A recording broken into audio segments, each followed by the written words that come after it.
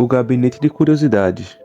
Essa série de 8 contos de terror foi criada em 2022 pelo famoso cineasta mexicano Guillermo del Toro, que também esteve por trás de alguns filmes famosos como Hellboy, de 2004, e Hellboy 2, O Exército Dourado, de 2008. Além de o mesmo, apresentar o início de cada episódio nessa série. Então, sem mais delongas, vamos começar. Olá, caro morador do multiverso. Então, antes de tudo, podemos ver Guillermo apresentando o seu gabinete de curiosidades e o primeiro episódio de sua série, intitulado Lote 36. Então, começamos vendo um senhor de idade, relaxando e comendo seu jantar em sua poltrona e assistindo às notícias do dia. Até que, ao se levantar para cortar um pouco de carne, acaba sofrendo uma parada cardíaca e falecendo no local, provavelmente por conta de sua má alimentação.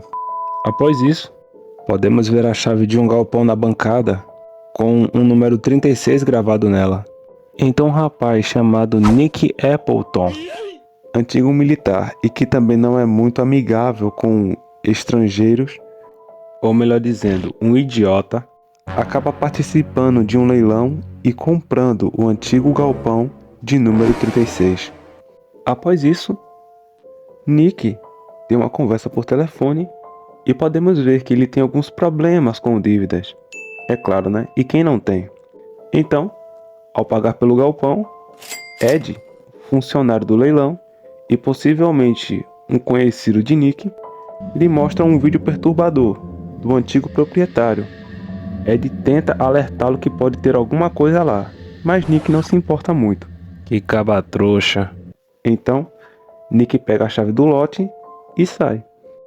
Agora podemos ver Amélia, a antiga dona do galpão, chegar para pagar o aluguel do mesmo, e descobrindo assim que o seu lote acabou de ser vendido.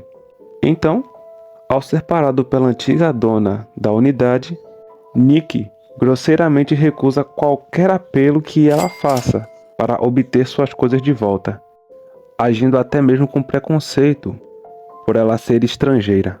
Eu não falei? Um idiota completo. Logo após uma pequena discussão entre Nick e Ed sobre o passado militar que ambos viveram juntos, ao procurar no galpão, Nick descobre fotos sobre o antigo proprietário, que estava envolvido com a Alemanha durante a guerra, além de encontrar alguns objetos estranhos. Após Nick ser atacado por um dos capangas de quem ele tinha uma dívida, Ed fala para ele ir até a loja da Agatha, e ao tentar vender os objetos, Nick descobre uma coleção de livros raros escondidos em um compartimento secreto, dentro da mesa que ele havia levado. Ao convocar um especialista, eles descobrem que esses livros são usados em rituais e invocações. Ou seja, se a coisa já estava feia, não é agora que iria melhorar. Então, eles decidem tentar encontrar o quarto volume, e mais valioso. Agora Nick, junto com o especialista, ao voltar até a unidade, descobre a história do antigo proprietário e que ele estava envolvido com a venda de armas para a Alemanha após a Segunda Guerra, além de ter executado um ritual de invocação na própria irmã, Dot Volmar. Dá pra ver que é só ladeira abaixo. Ao procurarem pelo livro, eles descobrem uma passagem secreta, onde encontram o corpo de Dot, agora sendo habitado por uma entidade. E ao não dar ouvidos aos avisos e orientações do especialista, Nick Appleton, burro como é, acaba libertando a criatura de seu aprisionamento, que acaba devorando o especialista, porque ele é burro também, ficou parado na frente que nem uma estátua, e com isso fazendo o livro entrar em combustão espontânea. E apesar da tentativa de fuga, Amélia acaba trancando Nick no galpão, que acaba sendo devorado também logo em seguida. Colheu o que plantou.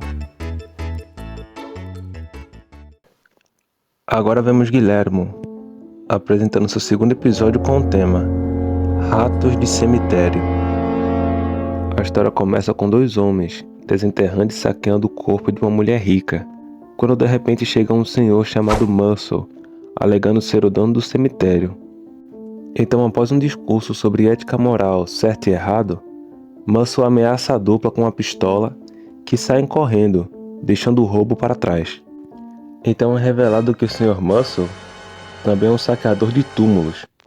Que cara de pau. E aproveitando a cova aberta, ele rouba um dente de ouro do corpo da moça, mas o deixa cair e quando vai pegar, é mordido na mão por um rato. Isso é karma, hein? E ao tentar vender os objetos roubados, vemos que o Sr. Muscle está tendo problemas com dívidas.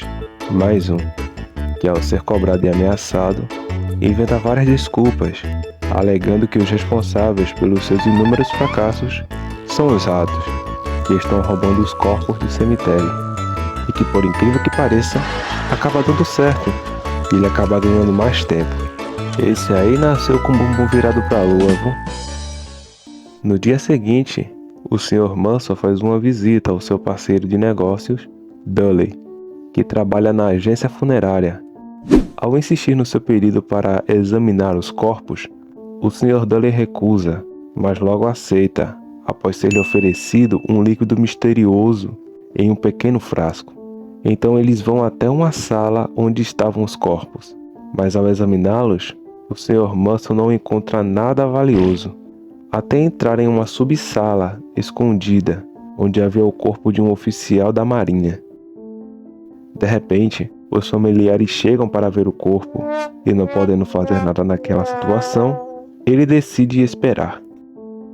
E depois de algumas bebidas, pensando no imenso lucro que ele teria com o corpo daquele oficial, o Sr. Muscle volta ao seu apartamento, onde ao ouvir ruídos estranhos de uma fenda no teto, o mesmo se quebra e uma enxurrada de ratos cai em cima dele.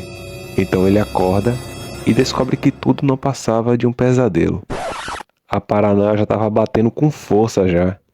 O Sr. Muscle no dia seguinte aparece no funeral e ajuda a enterrar o oficial, que na mesma noite o desenterra. Então, ao se preparar para saquear o corpo, ele escuta ratos e ao abrir a tampa, ele percebe que o caixão já estava vazio e que os ratos haviam feito um túnel e estavam levando o corpo embora. Então, por medo do que lhe poderia acontecer caso ele não pagasse a dívida, o Sr. Muscle entra no túnel atrás do corpo e começa a perceber que tem que tomar cuidado por onde anda, olha e toca. Logo após ele ser atacado por uma ninhada de ratos, o Sr. Muscle aponta a arma para atirar e acaba atingindo o próprio pé. Então, ao agonizar de dor, se depara com uma ratazana gigante e monstruosa. Ao tentar fugir dela, ele acaba caindo em um túnel cheio de ossos, e após saquear os pertences que ainda restavam naqueles corpos, por pura ganância, ele acaba retirando o colar de alguém que não deveria, e que acaba ressuscitando e o perseguindo ao longo de todo o túnel. De repente, ele se vê encurralado pela múmia e pela ratazana monstruosa. Ele tenta lutar, então esmaga a ratazana com um pedaço do teto e foge. Acreditando estar próximo da saída, ele escala o túnel e, ao chegar lá, percebe que era apenas a luz de sua lanterna refletida no metal de um de seus caixões. E no fim, ele acaba sendo encontrado por aqueles dois homens do começo do episódio, enterrado e finalizado pelos ratos.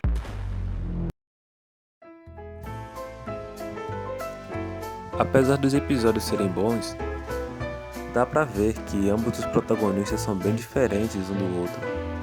Porque enquanto Ed é mais impulsivo e arrogante, o Sr. Muscle é mais flexível e ardiloso.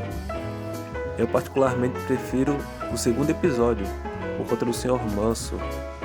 Ele é mais cativante como personagem. Já o primeiro episódio, bem, Ed é o tipo de personagem que eu amo odiar.